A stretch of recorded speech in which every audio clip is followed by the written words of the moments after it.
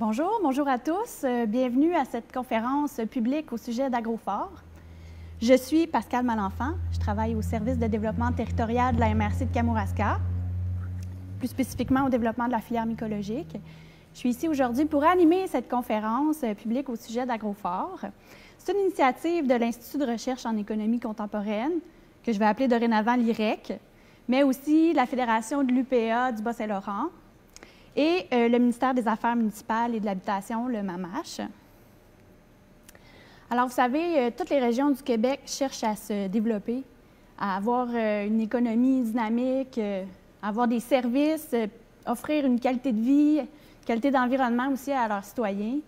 Et puis, on voit naître avec cette intention de développement différents projets. Aujourd'hui, on va se concentrer sur les projets agricoles et forestiers. Mais ce qu'on constate, c'est que ces projets-là remplissent pas toujours leurs promesses au niveau d'avoir vraiment un effet structurant sur l'économie régionale. Donc, ils rencontrent beaucoup de défis en cours de route. Et puis, alors pourquoi puis comment on pourrait développer des projets agricoles et forestiers qui auraient un vrai impact structurant sur l'économie de nos régions? Donc, on va essayer d'apporter des éléments de réponse à cette question-là aujourd'hui. Alors, on est en ce moment au Centre de formation professionnelle Montjoly-Métis et je vais discuter avec différents intervenants pour faire la lumière sur Agrofor, qui propose une approche innovante puis inédite aussi pour aider les développeurs à relever les défis qu'ils rencontrent. Alors, je suis, pour la première partie de cette consultation-là, je vais m'entretenir avec deux intervenants, François L'Italien et Yann Gosselin. Alors, François L'Italien, qui est chercheur à l'IREC et qui est aussi agent Agrofor, et Yann Gosselin, qui est conseiller à la vie syndicale pour la Fédération de l'UPA du Bas-Saint-Laurent et qui est aussi agent Agrofor. Alors, pour commencer, c'est bien important de présenter puis de positionner c'est quoi Agrofor. Donc, je vais me tourner vers François. Salut François. Bonjour. Alors, d'entrée de jeu, François, explique-nous simplement, en quelques mots, c'est quoi Agrofor? Bien, d'abord, je dirais qu'il faut dire ce que c'est pas Agrofor, pour mieux préciser qu'est-ce que c'est après. Puis ça va permettre aussi de dessouffler peut-être des appréhensions négatives qui pourraient survenir autour de ce mot-là, Agrofor. En fait, Agrofor, ce n'est pas une nouvelle structure, ce n'est pas un nouveau secrétariat ou un nouvel organisme de développement agricole et forestier qui viendrait se surajouter aux organismes déjà existants dans le Bas-Saint-Laurent ou dans d'autres régions. Le Bas-Saint-Laurent, comme d'autres régions où l'agriculture et la foresterie sont déjà présentes, est déjà très bien pourvu en termes d'organismes, soit de coordination, soit Il y a déjà un écosystème dynamique. Là. Exactement. Donc, Agrofor n'est pas là pour se substituer à ces organisations-là ou s'ajouter comme une couche de structure de plus. Agrofor, en fait, puis là, je vais dire qu'est-ce que c'est plutôt une équipe polyvalente d'intervention qui coordonne puis qui mobilise des ressources existantes dans la région, mais aussi à l'extérieur de la région, dont, on va dire, l'objectif, c'est d'accélérer des projets de filières, des projets filières en agriculture et en foresterie. Puis, quel type de projet on va privilégier? C'est des projets qui vont être structurants pour les filières agricoles et forestières. Justement, là, on veut dynamiser le milieu. Là. Exactement. Renforcer l'impact. Tout à fait. Et je dirais, pour compléter l'aspect agricole et forestier, que la force de frappe d'Agrofor qui est visée, c'est de contrecarrer les effets liés à la dévitalisation. Puis pour nous, c'est tout à fait essentiel dans notre approche de garder ensemble les aspects agricoles et forestiers, économiques, et les aspects de revitalisation du milieu. Fait que le fait qu'il n'y ait pas de structure, en fait, c'est volontaire que ce soit une équipe agile. Voilà. Qui a une certaine agilité. Tout à fait. Qui est souple, puis qui permet aussi de s'ajuster au degré de maturité des projets, parce que les projets ne sont pas tous, surtout quand ils sont collectifs, quand ils sont en émergence, ils peuvent être aussi assez bien avancés. Oui, vous n'arrivez pas toujours au même moment du développement de la filière. Exactement. Et donc, nous, l'objectif, c'est, après une espèce de petit diagnostic avec le promoteur, on établit un plan d'action, puis dont l'objectif, c'est de se fixer des objectifs à court, moyen et long terme en regardant les ressources existantes. OK. Puis là, bien, tu sais, des projets en agroforesterie, en foresterie, en agriculture, il y en a partout au Québec. Oui. Alors, pourquoi le Bas-Saint-Laurent? Puis, tu sais, pourquoi la région en est venue à choisir ce modèle-là? C'est une excellente question. En fait, tout remonte à un mandat que l'UPA au national nous a confié à l'Institut, à l'IREC, concernant l'évolution du modèle agricole québécois, le modèle agricole et forestier québécois, qui est basé sur la petite et moyenne entreprise détenue par le propriétaire exploitant. Qu'est-ce qui se passe avec ce modèle-là dans des régions éloignées des grands centres? On sait que dans les régions centrales, ce modèle-là se porte assez bien. Évidemment, il y a à composer avec d'autres tendances économiques. Mais dans les régions plus éloignées, les questions du transport, les questions logistiques, d'accès à la main-d'œuvre sont hyper importantes, puis peuvent plomber des projets. Donc, il y a eu une réflexion stratégique dans la région du Bas-Saint-Laurent liée à ce mandat-là. C'était un modèle qui avait peut-être pas tant évolué avec le temps aussi. Exactement, parce que les institutions, les mesures de soutien ont été fabriquées dans les années 50, 60 et 90, disons, et il y a des nouveaux facteurs qui se sont ajoutés. Il était temps, là, de rebrasser ça un peu. Exactement. Donc, avec la Fédération régionale de l'UPA, avec la direction régionale du MAPAC, on en est venu à la conclusion qu'il manquait un outil, pas pour accompagner les entreprises comme telles, comme je l'ai dit, il existe déjà d'excellents organismes de soutien, mais pour les filières émergentes et les filières qui sont déjà en action, en opération, mais qui rencontrent des difficultés, soit de diversification, soit des difficultés logistiques.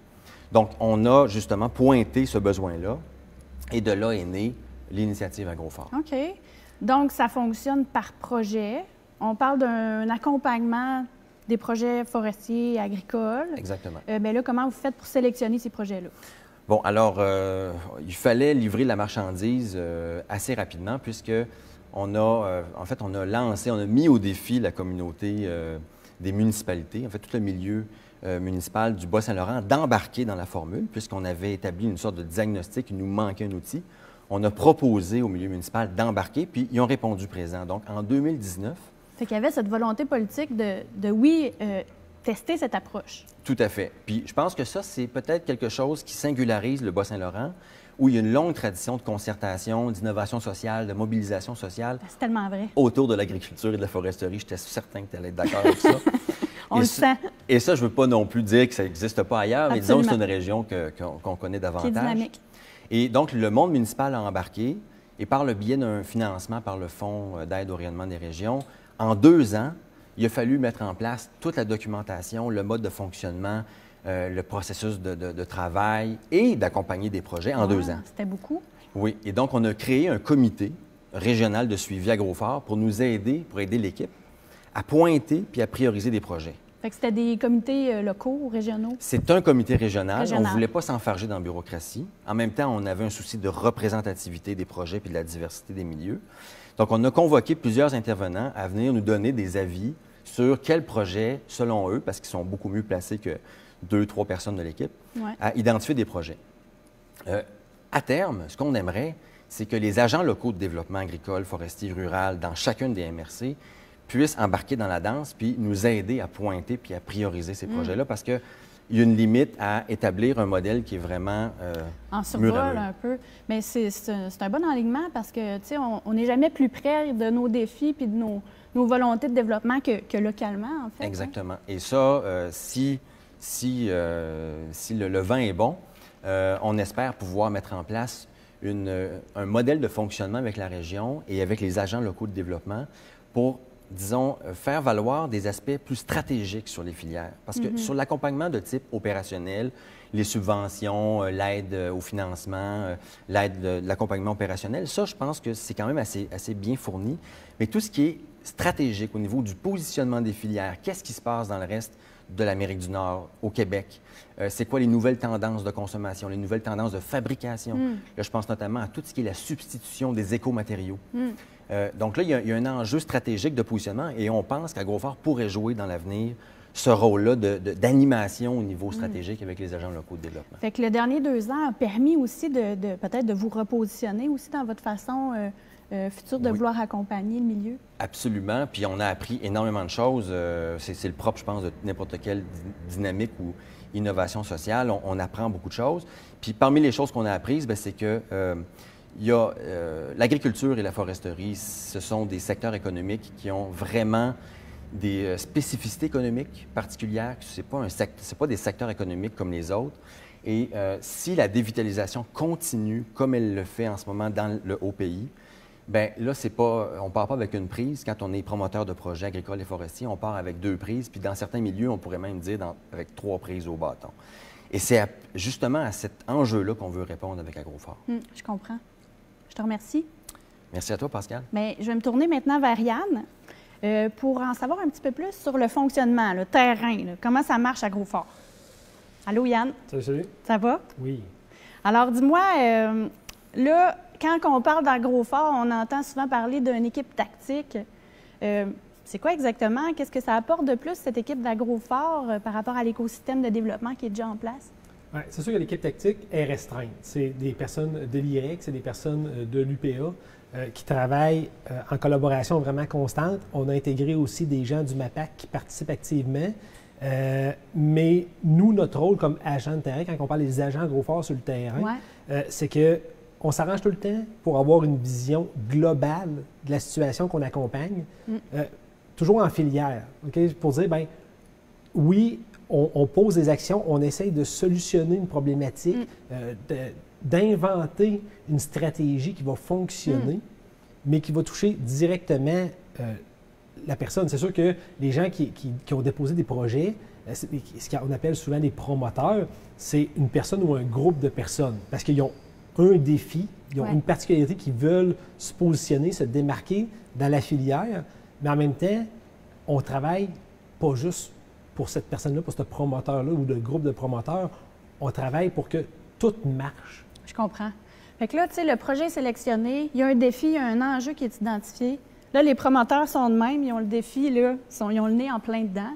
Puis là, bien, l'équipe d'Agrofor arrive avec peut-être ce regard extérieur. Puis là, comme tu disais, on va essayer de saisir le contexte global avant de pouvoir proposer des solutions concrètes pour le défi. C'est ça. J'ai-tu bien compris? Oui, exactement, c'est ça. Fait que dans le fond, on est un agent, on est un groupe de maillage qui fait des interrelations, comme François disait. On collabore, on synchronise, on supporte, on trouve François disait tantôt, des gens de l'extérieur, parce que des fois, on n'a pas la solution. Ça prend une expertise particulière. C'est ça, exactement. Donc, puis cette expertise-là, plus elle va être ciblée, plus elle va être choisie adéquatement, mais plus le projet va avancer rapidement, puis il va aider tout le monde. En gros, c'est notre équipe tactique, c'est qu'on pose des gestes concrets dans une vision globale de filière tout le temps. Je comprends. C'est pas une approche qui était... C'est pas un réflexe que tout le monde a. C'est pas enseigné à l'école, cette façon de voir-là. On parle souvent de système. Oui, sur papier, en théorie, un système, une filière, ça existe déjà. Mais avoir le thinking de ça, la façon de penser, c'est une autre histoire. Là. On est nouveau, Agrofor, c'est récent. On apprivoise le phénomène, mais c'est bénéfique pour tout le monde en même temps.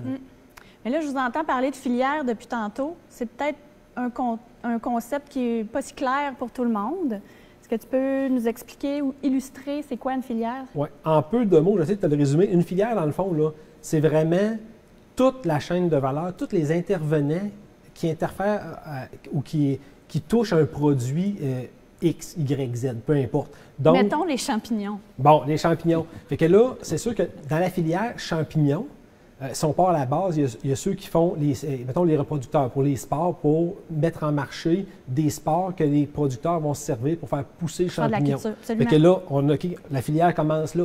Après ça, on monte. Il y a les acheteurs. Il y a une partie de la filière qui va être le consommateur direct, champignons frais. La mise en marché des grossistes, les épiceries. Il va y avoir dans la filière des transformateurs qui vont acquérir les champignons pour les transformer en d'autres produits. Puis le champignon, c'est large, là. Il y a le comestible, mais il y a le biochimique, la partie... Tout ce qui est techno, là. Technologie des champignons, des mycorhizes, du mycélium, des spores. Fait que là, tu sais, on a dans la filière une succession d'entreprises ou d'intervenants. Exactement. Puis ils sont plus ou moins nombreux. Fait qu'on pourrait avoir dans la filière, en amont, un intervenant. Un fournisseur d'intrants. Oui. Puis en plein milieu de la filière, là, on a des producteurs. 10 transformateurs. Oui. Puis on revient aux consommateurs finaux qui sont peut-être moins nombreux. Puis il y a peut-être plusieurs finalités de mise en marché, en tout cas. Exactement. C'est ça. Fait que quand on dit avoir une vision globale, c'est que c'est facile pour un producteur de dire hey, j'ai un problème, trouve-moi une solution. Mais toujours dans un système Sans global. considérer le reste de la filière, ça perd un peu son sens. C'est ça. Je comprends. D'où la vision globale. Je comprends. Maintenant, j'aimerais te questionner sur l'utilité d'Agrofort. Quel rôle il vient jouer dans un projet qui démarre ou un projet qui est déjà existant, par exemple? Bon, dans les projets, exemple, qui existent déjà, souvent, Agrofort va pouvoir permettre de cibler quel type de diversification le groupe de promoteurs ou les personnes vont pouvoir, quel point il peut toucher, quel point il va être le plus performant dans son changement de structure. Ben, les entreprises ne veulent pas stagner en général. Une entreprise veut évoluer. Donc, dans les entreprises existantes, Agrofort va pouvoir dire, bien, selon ton projet, selon ta vision, entoure-toi d'intervenants. C'est sûr que les comptables vont toujours être là. On ne se substitue pas, comme François disait tantôt, à personne. On vient complémenter la Ajouter démarche, des liens. une plus-value, des liens, pour rendre ça plus performant à ce niveau-là. Parce que les agents régionaux de développement vont toujours travailler dans l'intérêt du client. On n'est pas... Tu sais, les clients ne nous payent pas. On est subventionné d'un organisme qui fait qu'on veut promouvoir des choses. Donc, c'est plus facile d'avoir une indépendance et une vision globale pour orienter. On ne décidera pas à la place de la personne. On suggère des choses. On essaye de le faire réfléchir. Fait que ça va lui permettre peut-être de diversifier ou d'accroître son entreprise plus facilement. Si on regarde dans le démarrage, c'est toujours la maudite question qu'on a. C'est, je prends ça par quel bord? Oui, l'argent. Oui, mettons après ça. Oui, il y a l'argent, mais c'est, je le prends de quel bout? Je commence par où? Parce que là, ça veut dire tout arrive en même temps. Oui. Par où, qu'est-ce que je fais? Puis là, on dit, j'ai un projet dans ma tête, puis je veux m'insérer dans une filière. On parle encore de filière, là. Je m'insère comment? À quel niveau? Comment je à fais mes quelle liens? vitesse? Parce que on veut créer un projet qui ne mettra pas du sable dans l'engrenage. S'insérer puis penser n'importe comment, puis pas être structuré, ça peut peut-être nuire à l'ensemble de la chaîne de mise en marché, de la chaîne de valeur. Là, dans le fond, Agrofort vient un peu harmoniser, aider à ce que ces passages-là se fassent plus naturellement. C'est ça, exactement. Fait que, tu sais, on fait ça en douceur. Oui. Parce que, tu sais, dans le fond, vous ne pourrez pas... tu sais, l'idée, je pense, c'est qu'Agrofort n'arrive pas pour gérer le projet pour tout le monde.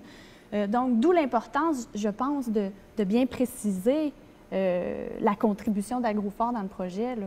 Oui. Ça va être des actions concrètes et ponctuelles et ciblées. C'est ça. Fait qu'on peut se joindre à un projet pour une période de temps X et se retirer par la suite, laisser évoluer. Peut-être qu'on va se greffer plus tard. Ouais. Peut-être pas, en fonction des décisions qui vont avoir été prises, mais effectivement, puis en étant un organisme sur papier qui n'existe pas, on n'a pas de contraintes, on a la flexibilité de le faire. Donc, il y a cette équipe tactique-là qui est bien agile, qui va arriver, intervenir ponctuellement pour donner un coup de pouce, finalement, aux développeurs qui ont tous ces défis-là, puis ensuite se retirer pour peut-être y revenir, mais en tout cas, c'est vraiment une approche agile et ponctuelle. Oui. Parfait. Alors, merci d'avoir mis la table à propos d'Agrofort. Maintenant, on va passer à la deuxième partie de la conférence. On a pensé qu'il serait bien intéressant de parler avec des gens qui ont reçu de l'aide d'Agrofort. Donc, on va présenter 3 projets qui ont eu lieu au Bas-Saint-Laurent, des projets, bien sûr, là, agricoles ou forestiers. Alors, dans les prochaines minutes, on va parler à Marc Tétrault, qui est conseiller à la vie syndicale de la Fédération de l'UPA du Bas-Saint-Laurent et secrétaire du CIDFOR. On va parler également à Jean Côté, qui est le président d'Inolin. Mais tout de suite, je me tourne vers Olivier Banville, qui est directeur général adjoint et directeur de l'aménagement et de l'urbanisme à la MRC de la Matanie.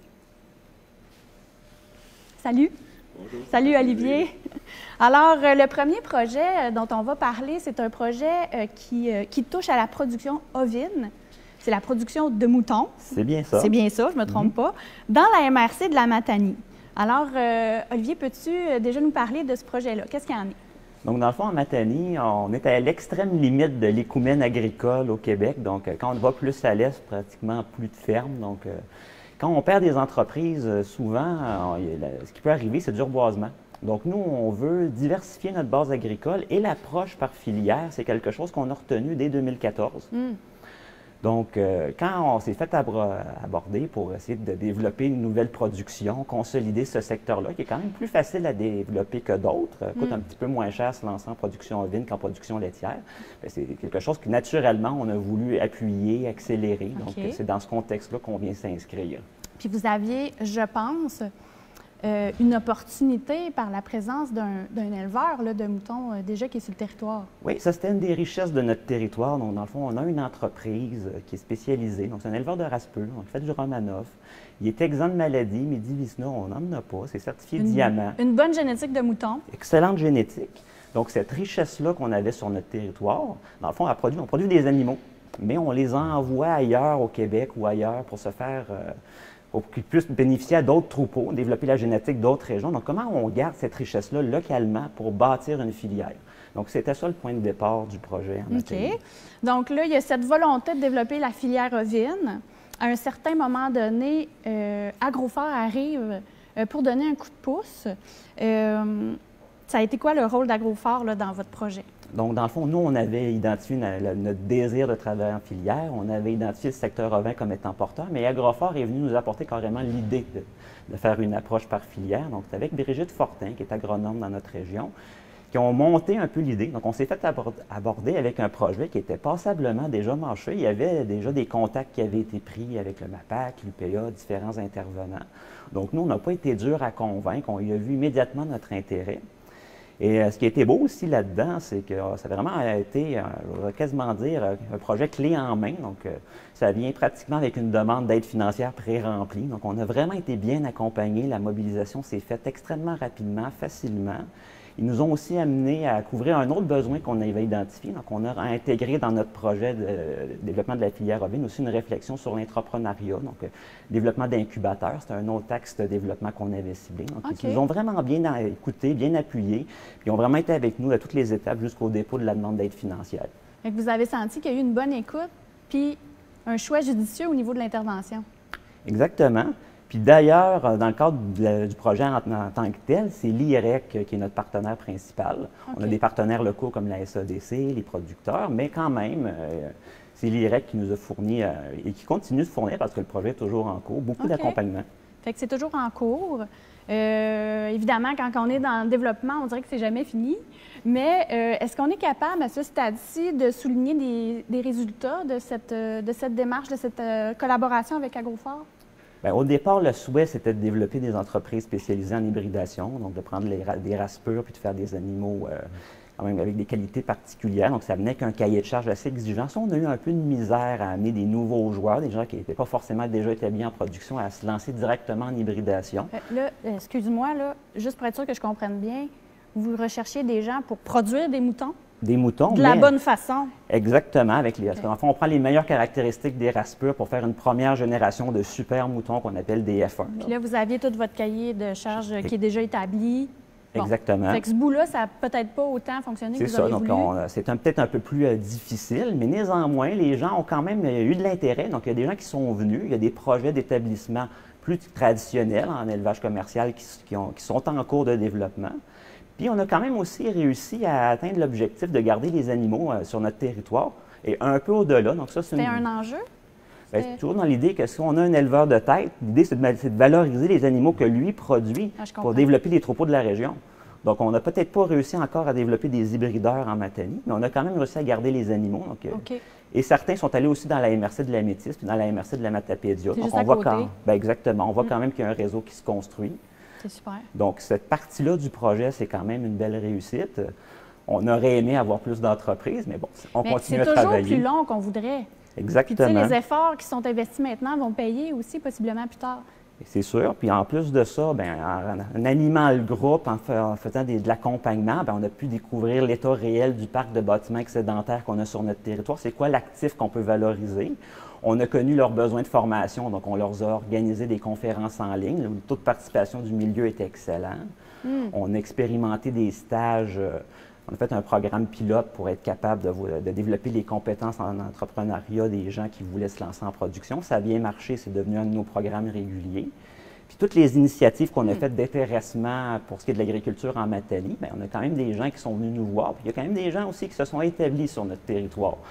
Donc, ça a quand même amené plusieurs retombées très intéressantes pour la Matani. Puis ça continue, donc c'est pas encore fini. Parce que là, je note, parmi tous ces résultats-là, je trouve bien intéressant le développement de la formation, puis tu sais, l'animation renforcée du milieu là, qui a découlé de ça. Fait que là, ce que je comprends, c'est que c'est pas terminé.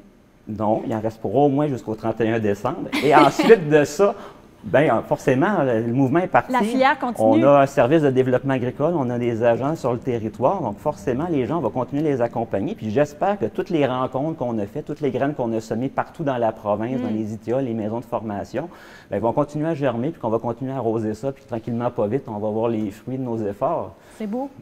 Bon courage pour la suite. Bien, merci. Je te remercie, Olivier, d'être venu parler de ce qui se passe chez vous. Ça m'a fait plaisir.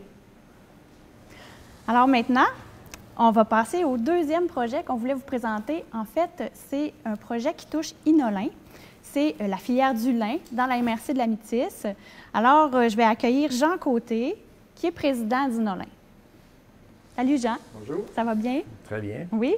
Est-ce que tu veux nous parler d'Inolin, nous mettre un petit peu en contexte? Qu'est-ce que c'est?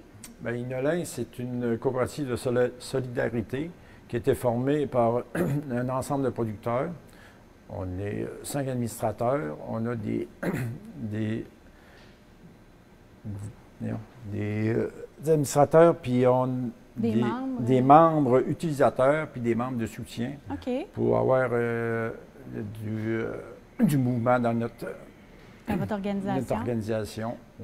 Parce que là, dans le fond, la coopérative existe depuis 2000. On a formé ça en juin 2020, en période de COVID. Mais ça faisait déjà un bout de temps, là, depuis 2009, peut-être à peu près les premières productions de la filière du lin dans la Métis. Oui, c'est en 2009, c'était le début de l'implantation de la culture du lin dans la Métis.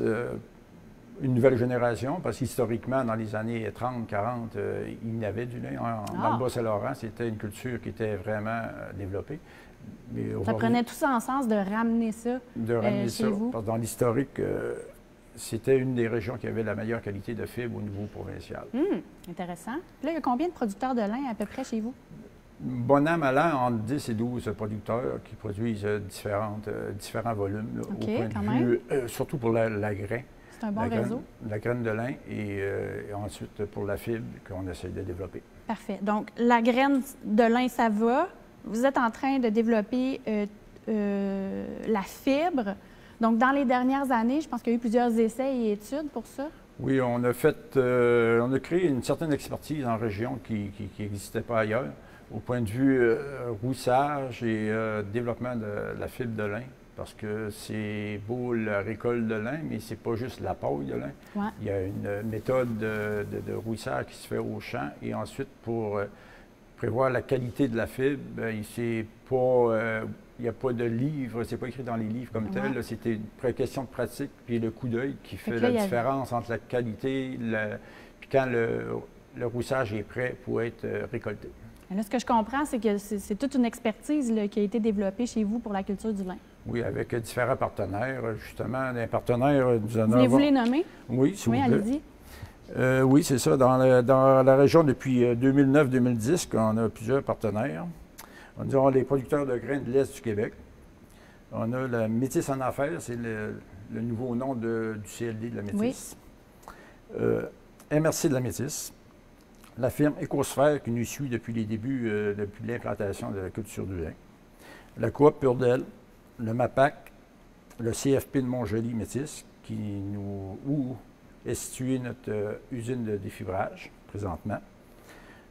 Le CNRC, Centre de recherche canadien, national et canadien.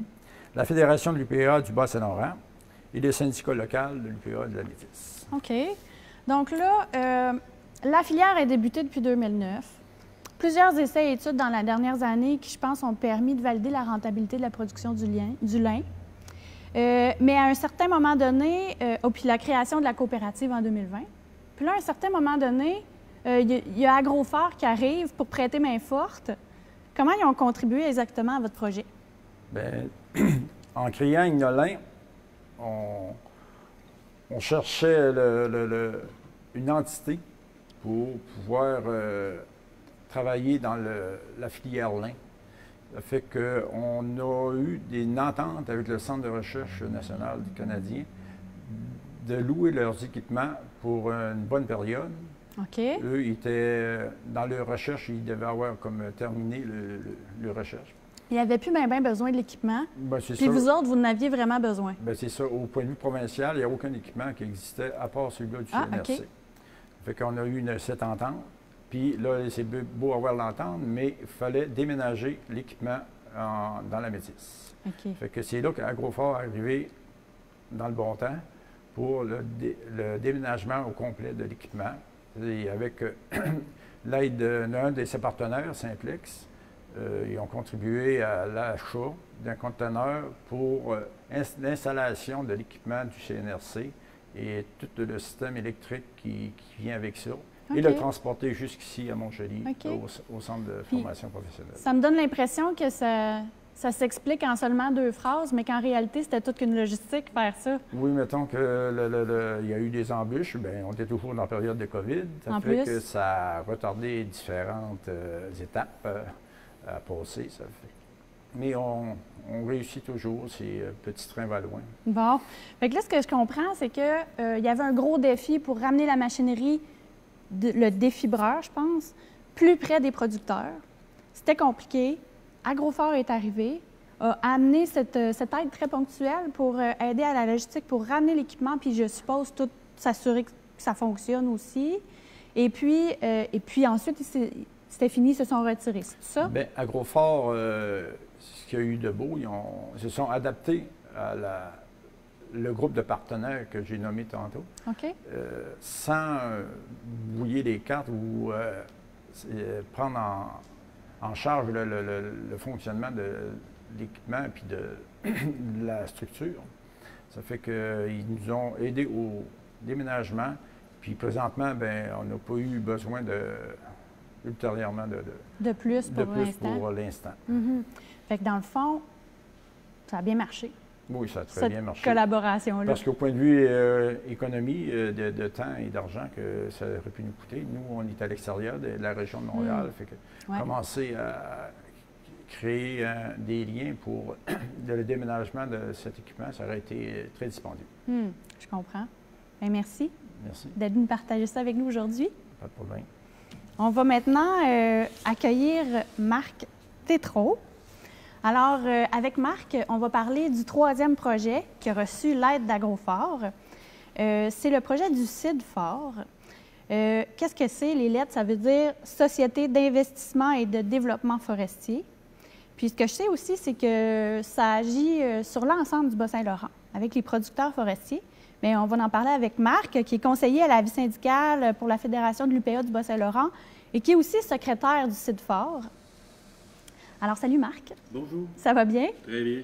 Alors, pouvez-vous nous parler brièvement du CIDFOR? C'est quoi?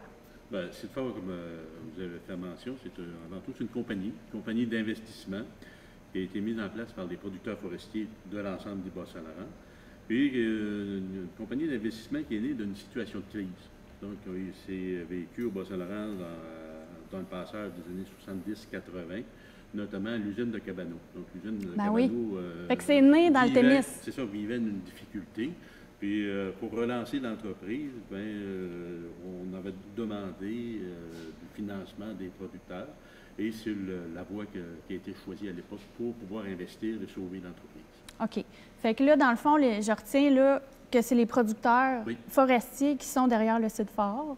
Exact. Que c'est une société d'investissement. Fait que finalement, vous êtes amené à investir dans différents projets C'est en plein au ça. bénéfice des producteurs Au bénéfice forestiers des producteurs et de l'ensemble de la foresterie du Bas-Saint-Laurent. du Bas-Saint-Laurent. Parce que même si c'est né au Témis, maintenant, c'est l'ensemble des Oui, producteurs. parce qu'à la base, comme vous avez fait mention, c'est les producteurs forestiers du Bas-Saint-Laurent qui sont en arrière de ça. OK. Fait que parmi les projets dans lesquels la société investit,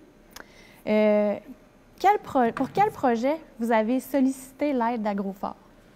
C'est un projet d'investissement pour lequel les producteurs forestiers ont été interpellés. Donc, un promoteur qui avait un projet novateur pour relancer ou consolider la transformation de la fibre de bois. Puis, c'était quand même assez nouveau. OK. Fait que là, on est sur un projet de valorisation de la fibre du bois. Exactement. De façon novatrice. De façon novatrice. On n'en Et saura pas plus, là. on hein? n'en saura pas plus OK. parce qu'il y a un lien privé. C'est correct. Le projet est encore en préparation. Donc, tant que ce ne sera pas décidé final, on demeure dans cette perspective et ces limites-là. Donc, c'est bien comprendre, novateur. Et puis bien sûr, comme il a été fait mention au point de départ, ça s'inscrit toute cette dynamique-là dans les discussions d'Agrophare, donc avec la Fédération régionale, le syndicat du bois aussi participait à différents échanges. Puis quand les projets prioritaires ont été retenus, bien, ce projet-là a été identifié. Donc, par Agrophare. Par Agrophare et aussi par les intervenants de l'UPA et de la foresterie, donc du syndicat. Okay. Donc, c'est pour ça qu'on s'est dit, bien, oui, c'est intéressant. Puis, il y avait quand même des éléments là, de réponse à y apporter. OK. Fait bon. Quel genre de contribution Agrophare a c'est ça. Donc, là, ce qu'on a eu, là, c'est une première discussion pour éplucher là, ce qu'on avait sur la table, le plan d'affaires du promoteur. Et bien sûr, différentes questions ont été soulevées, notamment toute la question plus en lien avec la production et l'impact que ça pouvait avoir. Donc, l'élément de faisabilité là, technique, parce que c'était quand même relativement nouveau.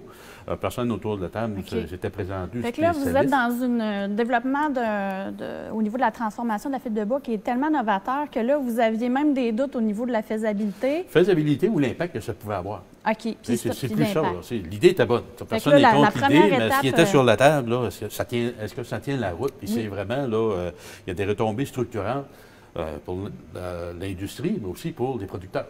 Oui. Parce qu'il ne faut pas oublier qu'à la base, on demande aux producteurs d'investir. Donc, ça, c'était un élément fort important. Puis, et là, suite à cette première évaluation-là sommaire, bien, ça a été identifié comme question.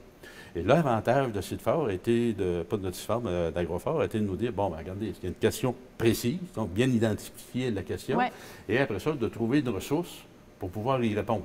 Je comprends. Le plus rapidement possible, mais de la façon le plus juste possible.